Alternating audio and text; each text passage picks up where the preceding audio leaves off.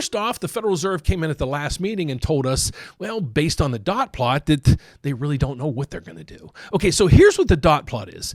Every 4 times a year, the Federal Reserve meets and they put a dot where they expect the federal funds rate to be. Remember, we said the federal funds rate currently today is 3.5 to 3.75. So if we go back to this chart, you're going to see right through here, the federal funds rate in 2025 was 3.5 to 3.75, and that's where we ended the year. Now, here's the confusing part. If we scroll over to 2026, the consensus vote is, well, there really is no consensus vote.